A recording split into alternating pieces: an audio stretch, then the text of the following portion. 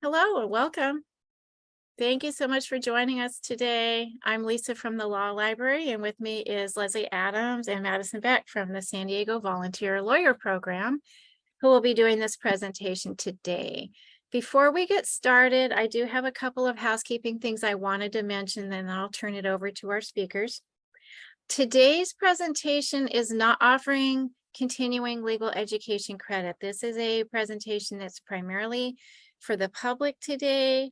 And so if you happen to be here looking for CLE credit, that's not what we're doing today. So I just wanted to say that up front in case there's anyone who would choose not to stay and listen to the presentation knowing that there isn't CLE credit today. So I just wanted to get that out of the way.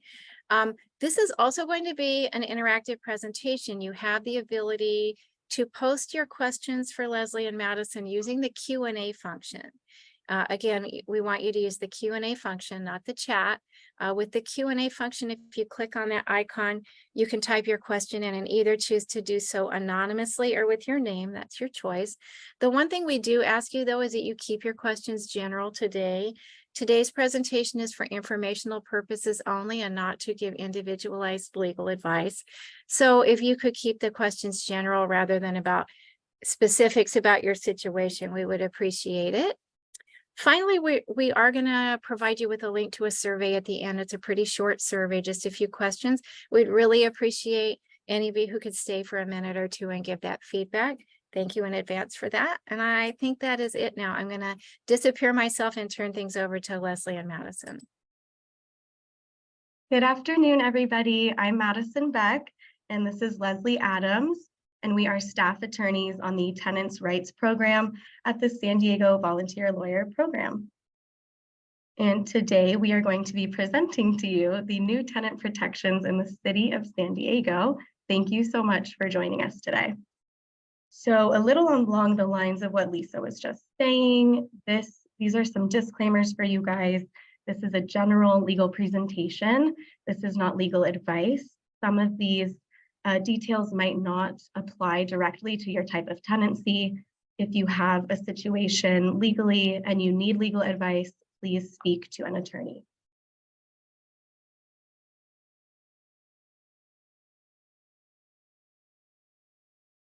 So now just a brief intro about SDVLP. We are a nonprofit legal organization and we provide free civil legal services to disadvantaged and low-income individuals in San Diego.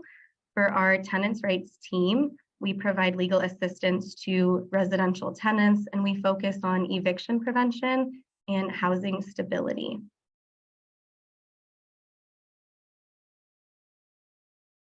So the new law in the city of San Diego that we'll be discussing today is the City of San Diego Residential Tenant Protections Ordinance. It can be found at the San Diego Municipal Code, Chapter 9, Article 8, Division 7. We are going to refer to it in this presentation as the SDRTPO, and this is new and it was effective on June 24th of this year. So first we're going to go into who is eligible to be protected by this law. Your tenancy is protected if the following things apply to you. First, your tenancy has to be in the city of San Diego. So that's pretty straightforward. And then this part gets a little less clear. You have to have a lawful tenancy.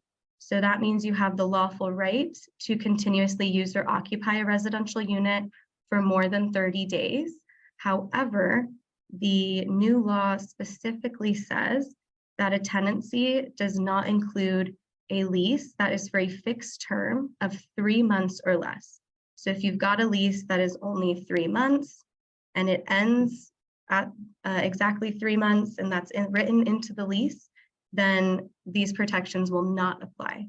And then importantly, and this was actually a question that we got prior to the presentation, so whoever asked this, here's your answer.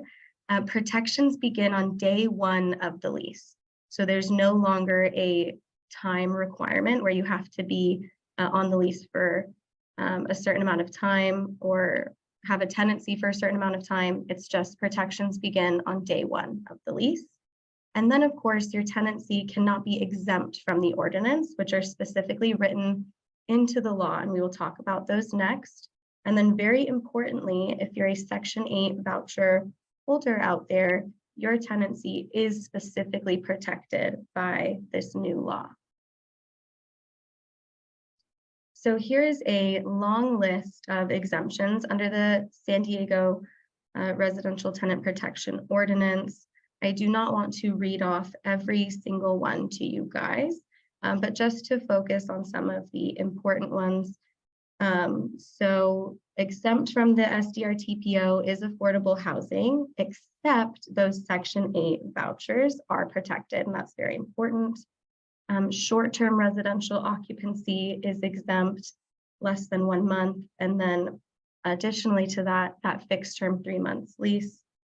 And then, for example, single family homes that are occupied by the owner, duplexes where the owner lives in another unit, or if you live in a rental property where you share the bathroom or the kitchen with the owner, things like that are exempt from this new ordinance. And you can take a look at the list there for the others. And we'll leave it up for a sec so you guys can see.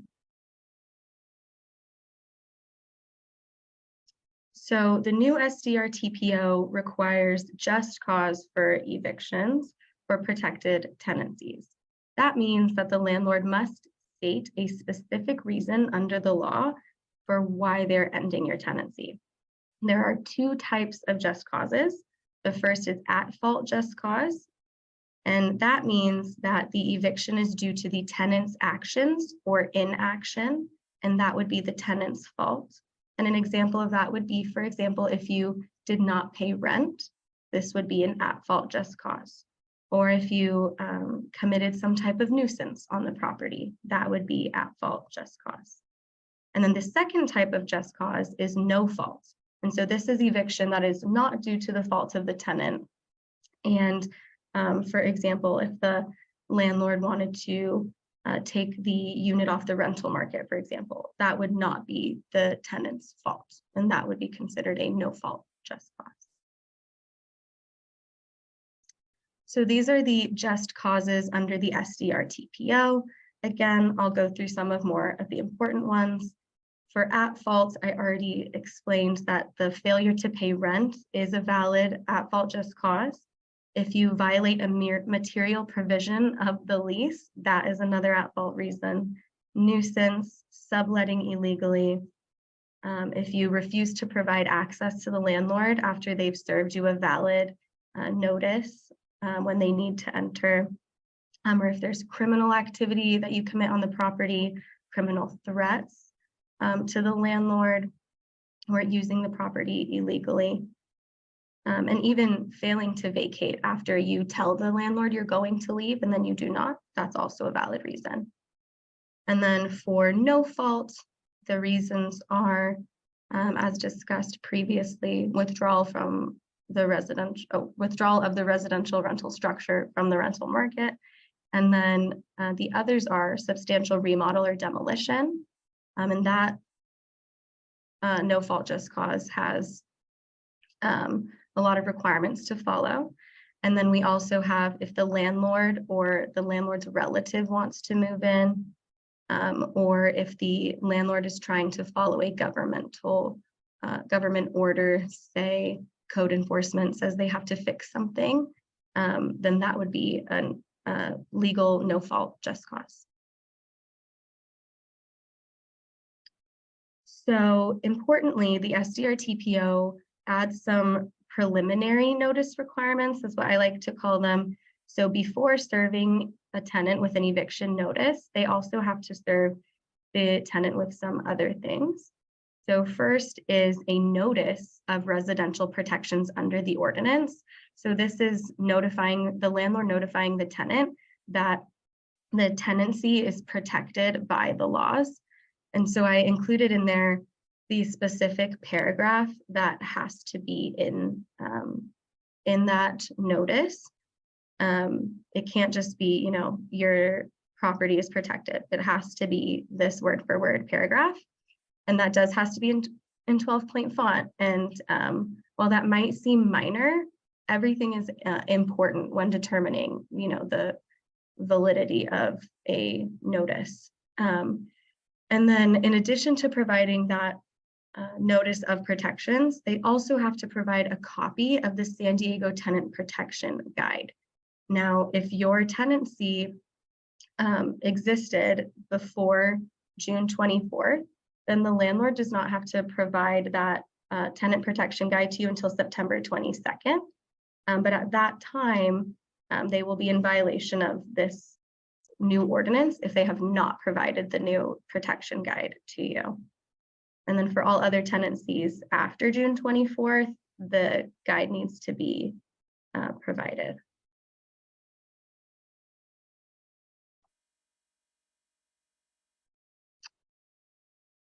Okay, for the notice requirements, if there's a curable at-fault lease violation, like you didn't pay your rent or you committed a nuisance, the new law requires that a landlord first provide a notice to cure before a 3-day notice to quit.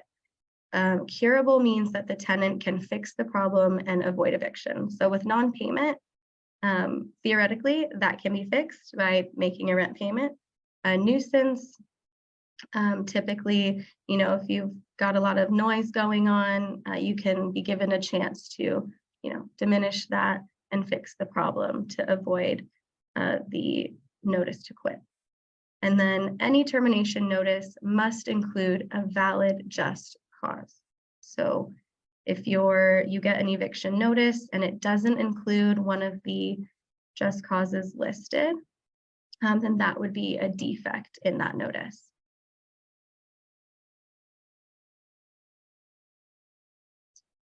For no fault just cause eviction notices, the termination notice specifically must include the basis for the termination of the tenancy. It has to be that valid just cause.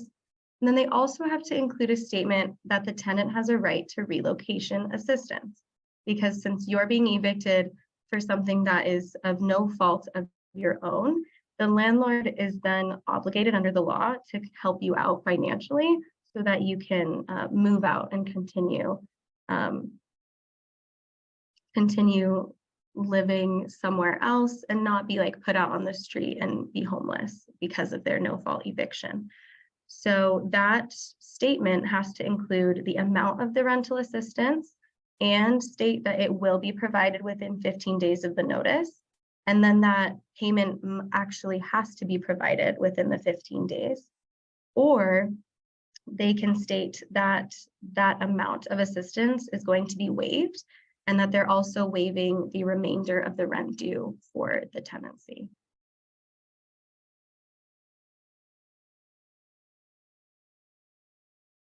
Okay, and then this is a new additional requirement under the SDR TPO. And this is that for notices terminating tenancies for no fault just cause, except the no fault just cause of removing from the rental market, the termination notice must include a statement that the tenant has a right to receive an offer to renew the tenancy. So that's a new tenant protection.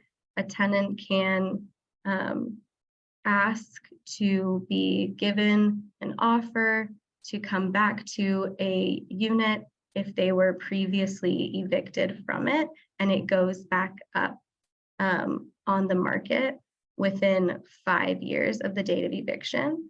They also have to let you know that you have 30 days to accept that offer.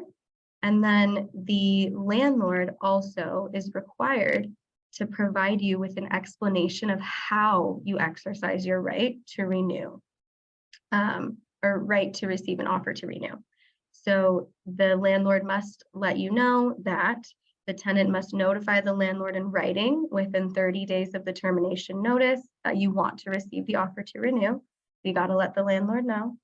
And then the tenant must provide the landlord with a mailing or an email address to send the offer. And then if that changes, that the tenant must provide the new mailing or email address to the landlord. So while the landlord does have the responsibility of telling the tenants how to exercise this right. Once the landlord has, given them the proper notice, it's then up to the tenant to exercise that right properly. Okay, I think I'm taking it from here, right, Madison? Sounds good, yes. All right, so maybe many of you are tenants in the city of San Diego, and you heard relocation assistance and thought, that's good. It's one, as Madison said, is basically to assist a tenant to find new housing, but it's also a deterrent to landlords to arbitrarily terminate tenancies. So the relocation assistance is only required for no fault just cause terminations. That is a termination of tenancy that's triggered by the landlord's actions, such as withdrawing the rental unit from the rental market. The relocation assistance has to be either provided as a direct payment to the tenant or as a waiver of future rent. You'll see here the direct payment has to be paid within 15 calendar days of the service of the notice. Calendar does include weekends and holidays, or the landlord can waive the next 2 months' rent. For both at-fault and no-fault terminations, the landlord is required to provide a written notice to the San Diego Housing Commission of the just cause termination no later than 3 business days after the notice is served.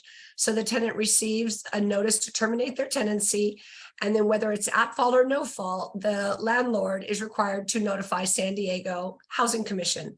The caveat is that the portal is not yet active, and the projected date for activation of the portal for landlords to send that notice is July 2024.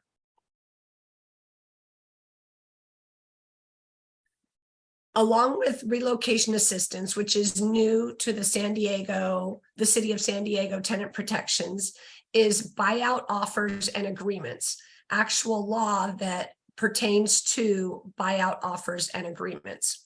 Now, there's a lot of information here. I've heard it called a wall of text. Let's go through it and try to understand it.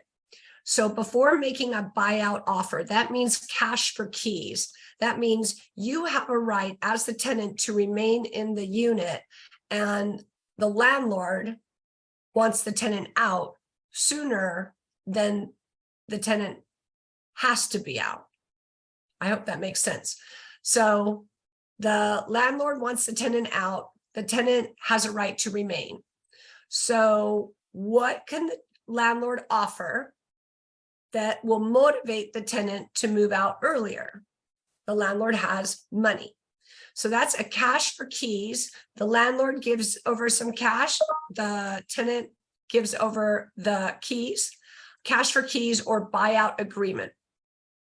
So prior to making a buyout offer, basically landlord handing over cash or making an offer of cash to the tenant and expecting the tenant to sign an agreement, the landlord has to provide a written disclosure to the tenant. The disclosure includes all of this information: the tenant's right not to enter the agreement, the tenant's right to consult an attorney, the fact that the landlord cannot retaliate against the tenant for not engaging in a buyout offer or buyout agreement, that the tenant may refuse future offers, that the tenant is eligible for relocation assistance. The disclosure should also name all of the individuals who are authorized to discuss the offer. On the landlord's side, that might be the property manager or the owner. On the tenant's side, that might be the tenant or other tenants, or in the case of maybe an elderly individual, tenant's relation.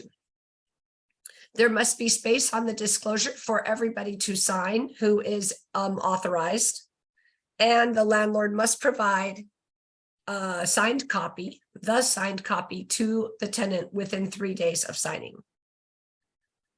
So hopefully I broke that down, that it makes that wall of text a little more clear. So more about buyout offers and agreements. So first of all, there's the disclosure. Now there's the buyout agreement. The buyout agreement must also comply with the following. So it must be in writing. It must be provided to the tenant after the tenant has signed. The agreement has to include the following statements in bold and 14-point font. If you don't know what that is, it's larger than average font. Average font is 11.5 to 12. So 14 means the text size is bigger. You may recognize the statements that are required to be in the buyout offer. They look a lot like the disclosure that also has to be served on the tenant and signed by the tenant. Finally, if the tenant negotiates the agreement or lease in non-English language, the buyout agreement has to be provided in both English and the non-English language in which it was negotiated.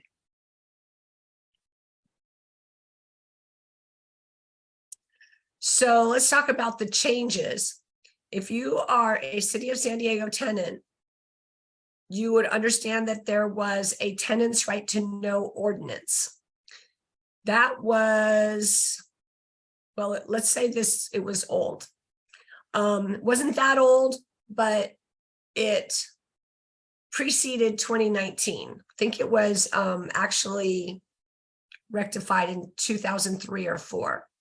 Whatever the case, this new San Diego Residential Tenant Protection Ordinance is brand new, has just been in effect since June 24th, so less than 2 months.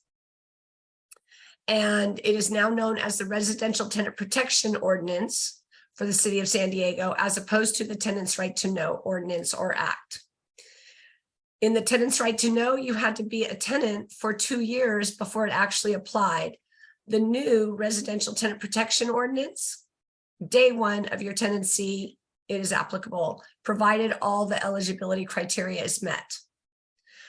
There are additional exemptions in the Residential Tenant Protection Ordinance, and that requires scrutinizing the ordinance for the exemption to ensure that your tenancy, if you're looking to apply this to your tenancy or termination of tenancy, is eligible. More things that have changed. As Madison said earlier, the Section 8 housing choice voucher tenancies are protected under the new Residential Tenant Protection Ordinance. They were previously exempt. The Residential Tenant Protection Ordinance provides for additional just causes, but make no mistake, the no fault just cause for substantial remodel and demolition adds requirements for the landlord to close prior loopholes in the law. The Residential Tenant Protection Ordinance also requires the landlord to give tenants a notice of the protections and the tenant protection guide. Additional changes since the Tenants' Right to Know Act, between the Tenants' Right to Know Act and the Residential Tenant Protection Ordinance, is the Tenant Protection Ordinance. The current Tenant Protection Ordinance requires that any issue that the tenant is engaging in that could be cured, basically the tenant can fix the problem, requires a notice to cure before a notice to quit. Notice to quit means get out. Also, the Tenant Protection Ordinance requires the landlord to provide notice to the San Diego Housing Commission. But as we said earlier, it's not yet in effect because the portal has to be created at the San Diego Housing Commission.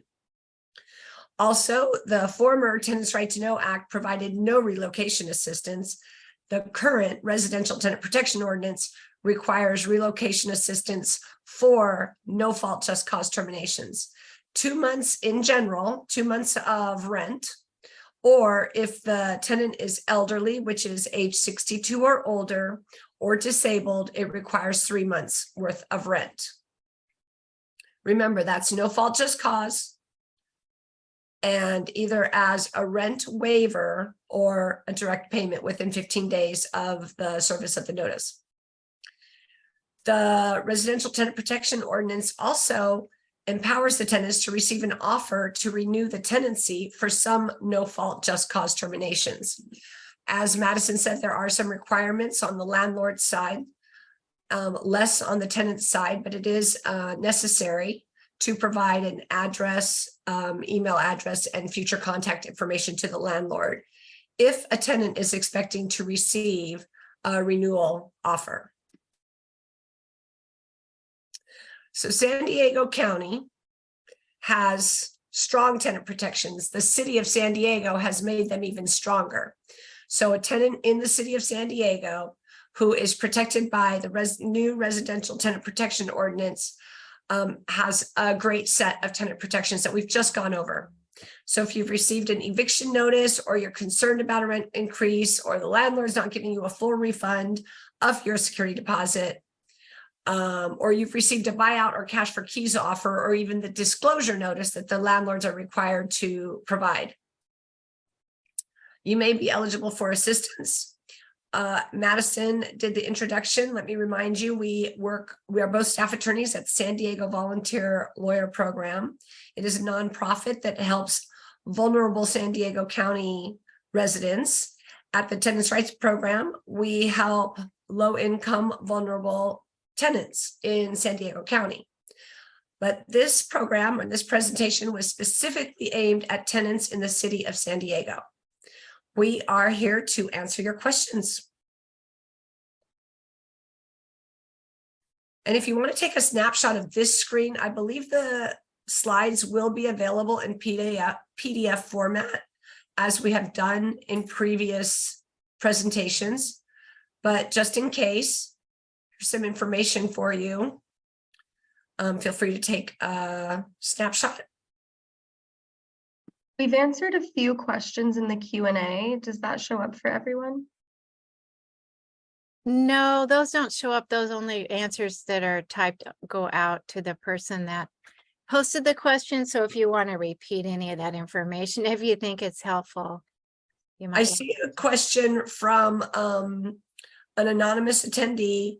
Does SDVLP help or represent small landlords? Yes and no. So at the Tenants' Rights Program, we exclusively advise tenants. However, we do have an unlawful detainer clinic. It is situated in the North County Courthouse, and that clinic will offer information to landlords as well as tenants. Neither is exclusive, and it won't be legal advice. However, any landlords needing information on how to terminate a tenancy correctly should definitely look into the unlawful detainer clinic at the North County Courthouse.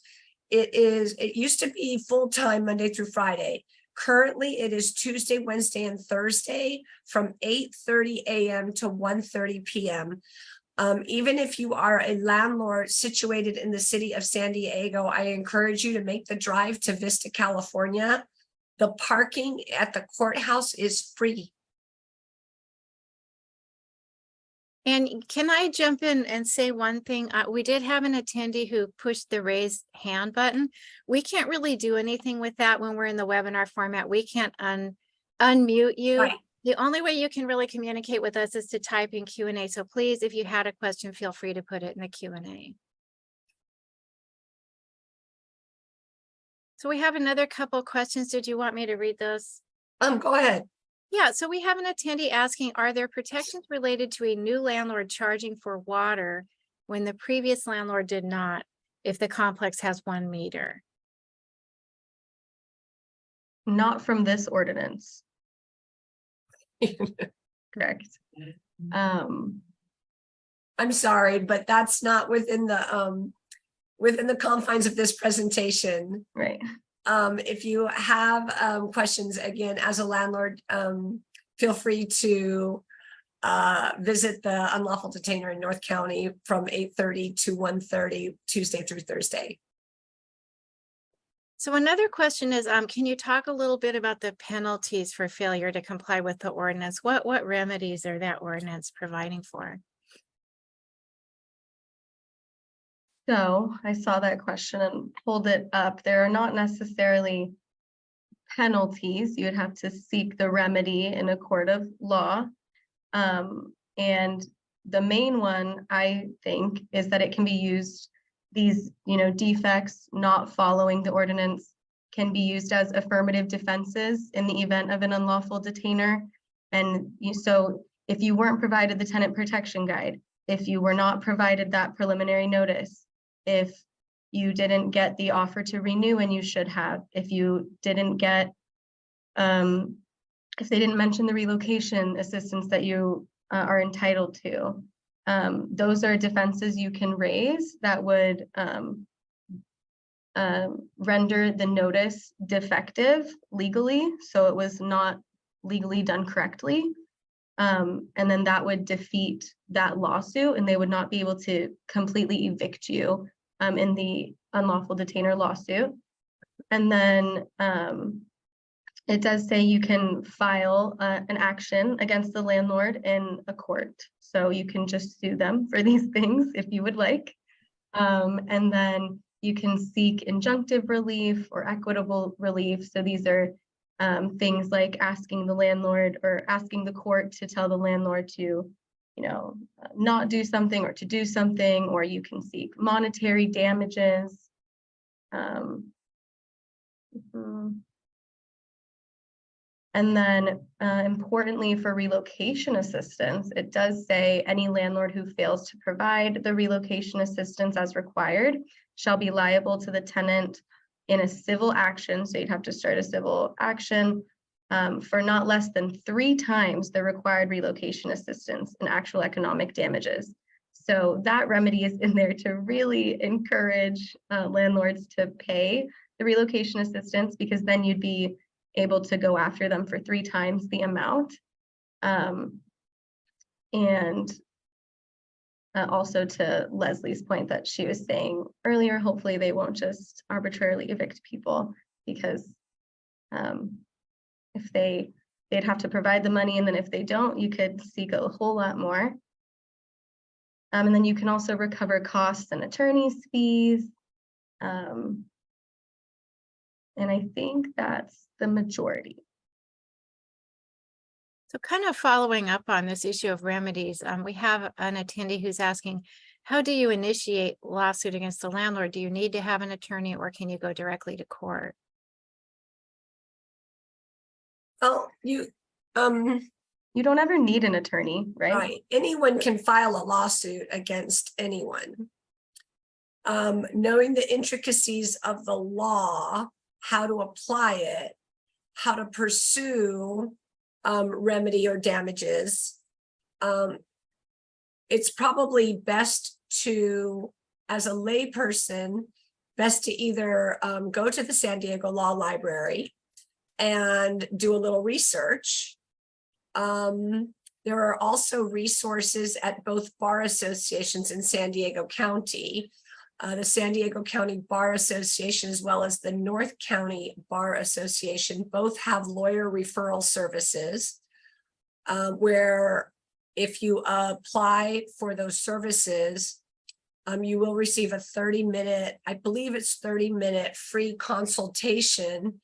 And in some cases, the attorney who provides the consultation will reduce their hourly rate to represent the person calling, not necessarily for litigation purposes, but on an hourly basis. But yeah, anybody can file a lawsuit. But that person should be well prepared to pursue the lawsuit. And sometimes it's best to do that with an attorney. The individual who's asking about a 1-year lease. Typically, if you read through the 1-year lease agreements provide for either terminating on a particular date and nothing more, or offering the option of rolling into a month-to-month tenancy where the tenant continues to pay rent and the landlord continues to accept it.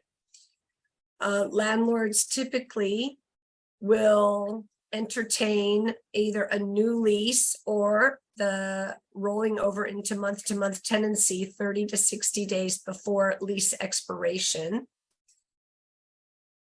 I usually tend to think that it's best for one of the parties to contact the other party before making any moves. But as a tenant, at the end of a lease, if you want to vacate, you usually can do so without penalty. Leslie, you were mentioning with the prior question about the County Bar Association Lawyer Referral Service. I just wanted to give out the phone number for that in case there's anybody interested. It is 800-464-1529.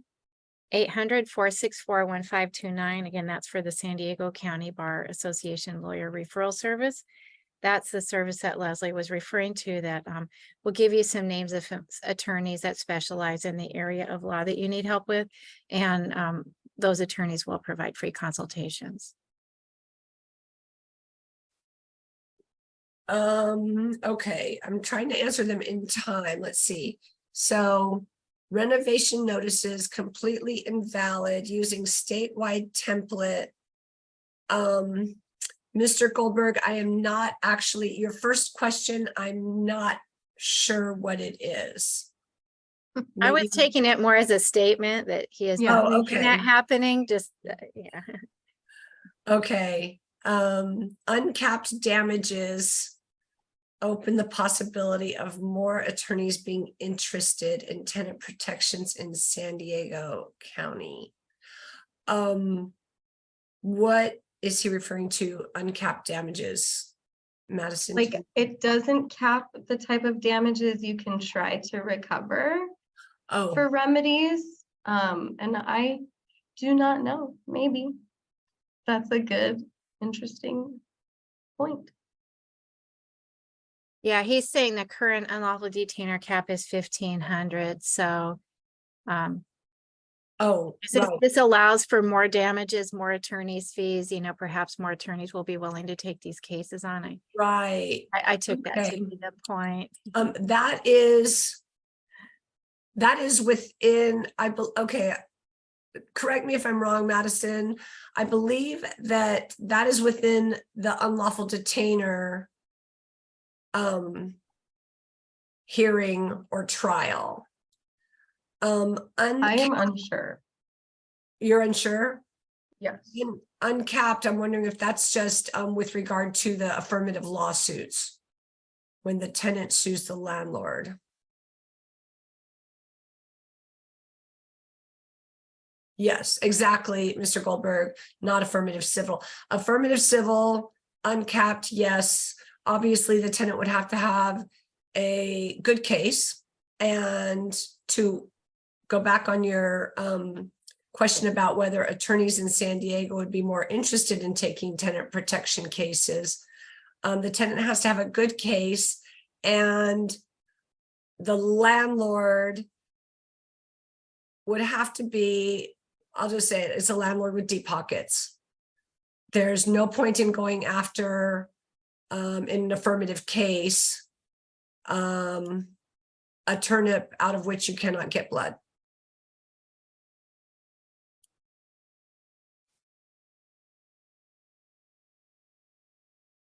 So we have another question about whether a landlord is allowed to terminate a one-year lease at the end of the 1 year without stating any further cause.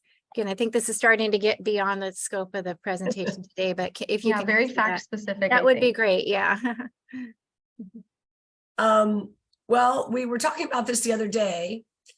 It is beneficial to both parties, the landlord and the tenant, if the landlord provides some sort of notice that they do not intend on renewing the lease, or some sort of notice that they intend on renewing the lease, so that both parties come to the expiration of the lease and are on the same page. That's all I say about that. Okay, we still have time. If there are tenant questions or anyone needs clarity on some of the things we covered, the tenant protection ordinance is fairly new to all of us. Madison and I have spent a lot of time with the tenant protection ordinance, so it's not new to us right now, but we understand that it is new to tenants of the city of San Diego. And the new protections are great compared to what were the protections before June 24th, 2023. You may have heard of the California Tenant Protection Act of 2019 and the Chula Vista Tenant Protection Ordinance. So the Tenant Protection Act was the one that covered all of California. And the City of San Diego Tenants' Right to Know only was applying to City of San Diego because the Tenant Protection Act provided for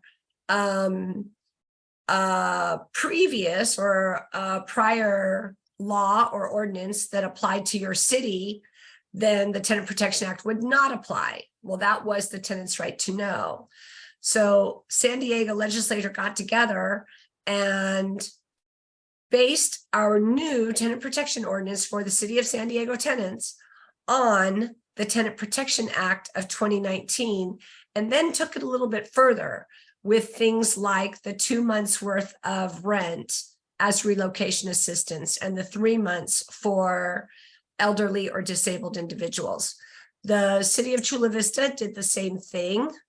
So not that there's anyone here with who is situated or renting in Chula Vista, but if you know someone or hear of someone who has received a notice to terminate their tenancy in the city of Chula Vista, please send them to SDVLP. We will endeavor to help any tenants eligible for our services. I see there's another question from Mr. Goldberg.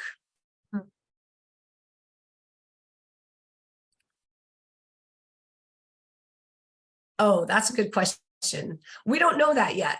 I don't think. Do we, Madison? Well, so you don't file the eviction with the San Diego Housing Commission. Right. What is required is that the termination notice, once it's served, it needs to be served on you as well as the San Diego Housing Commission so that they are aware of that notice. And then the portal won't be running until 2024, but it's the same type of remedy. Like that would be an affirmative defense in the UD or another thing you could request a remedy for. And then will we be able to check? We don't know. I hope so. For Section 8 tenancies, they have always been required to concurrently serve the Public Housing Authority, and for that they require like a proof of service to show that it has been sent to them. But so hopefully something like that is in place so that we have some type of knowledge of whether that was done. So the answer is we're not entirely sure yet, but we hope so, because that would be a defense to your unlawful detainer and to that defective notice. I think Mr. Goldberg misspoke when he said evictions with the San Diego Housing Commission. I think he must have meant the notice that the landlord is supposed to provide to the San Diego Housing Commission. Yeah. Well, and I just wanted to clarify, it's not like you file it, you just like absolutely got to give it to them. You got to make sure they're aware. And it makes sense that a tenant would be able to find out if the landlord sent the notice to the San Diego Housing Commission portal. Right. So let's see. So it looks like we still have an attendee who's a little bit confused about the timing of when these changes went into effect. Can you maybe go over that again? Can I ask? So Renee, in your questions, they are fact specific. So it's you know, a little outside of the scope of our presentation. We're trying to keep it general, and we recommend asking for specific advice from an attorney. And my understanding is that if there's a notice that was served before the law went into effect, then it can be argued, since it expires after June 24th, potentially, I think that is what you were saying, you can argue that it is defective and that the law should apply retroactively, but we don't know yet. That's going to be determined by case law in the courts, whether a judge will go for that. So it's an argument you can try to make. You could, if you got that notice, you could try to demand it be rescinded because of the new law.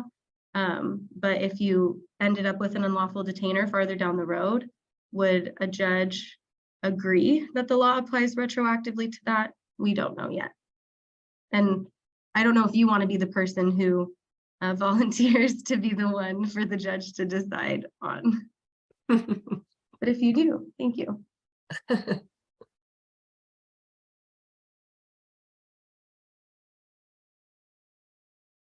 All right, hope doesn't that look like helped. we have any more questions at this time. Is there anything else you wanted to wrap up with here before we end the presentation today? Well, let's talk about our clinic real quick. Okay. We have a remote eviction notice clinic. And it is exactly as it sounds. It is remote, it's by Zoom. And it is an eviction notice clinic. So any tenant in San Diego County who is eligible for SDVLP services, who has received an eviction notice or termination of tenancy, understand please that these are interchangeable. Termination of tenancy, a notice to vacate, notice of termination of tenancy, or eviction notice. Basically, the landlord has given the tenant anywhere between 30, 60, or 90 days to vacate the unit. Those individuals are invited to apply for our services.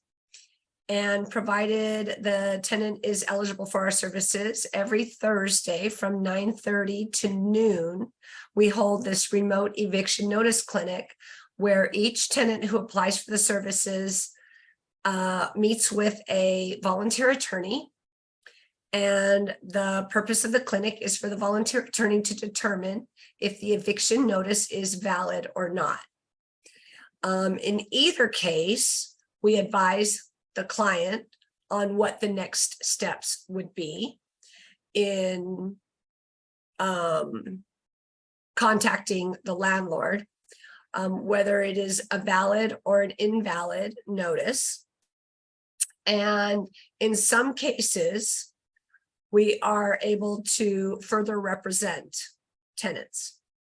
We cannot promise representation, but we can promise that if you are eligible for our services and you have an eviction notice, we will sign you up for our eviction notice clinic and let you know if your notice is valid or not and why or why not. That is something we do every Thursday, 9:30 to 12.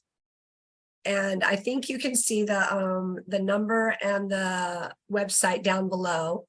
If you go to sdvlp.org, and it's very obvious at the top of the website, it says get help. Go there, go to landlord tenant, and go from there, apply for our services. And I think it's worth mentioning again, Leslie, because we get so many questions at the library from modest means landlords looking for help, that SDVLP is really the only agency in town that does any assistance for modest means landlords at the Vista Clinic, at the Vista Courthouse. So you can also get information about that if you're in that position on the SDVLP website as well.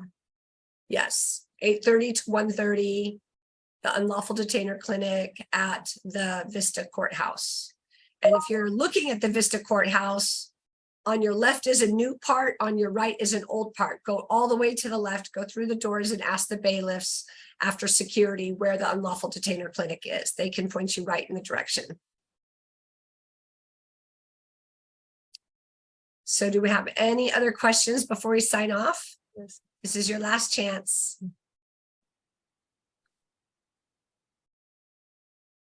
I think someone just signed on. Our numbers went up. Yes. If for the first time they're missing the presentation, well, Oh, that gives no. me the opportunity to say I did get permission to post this recording on our YouTube channel. So for anyone who maybe missed part of it today, it should be up on the San Diego Law Library YouTube channel sometime next week. Be looking out for it. And if you know anyone who maybe missed the presentation that would like to see it, it will be there. To find our channel, you can either just go onto YouTube and look for our channel, or you can go on the San Diego Law Library website, sandiegolawlibrary.org. And the links for all our social media are right at the top of the homepage. Click on YouTube and you'll see a page with some of our recent webinars there. And hopefully, again, this will be showing up there by next week. And you might also find some other landlord-tenant issues that we've covered in recent months that might be of interest, like security deposits and habitability issues. So there is a wealth of resources there as well. Well, thank you so much, Leslie and Madison, for the presentation today. I think anytime something is new, we get a lot of questions about it at the library. People are really confused and have a lot of need for information. So this was really helpful today. Thank you so much. Great. Thank Thank you. you. Bye.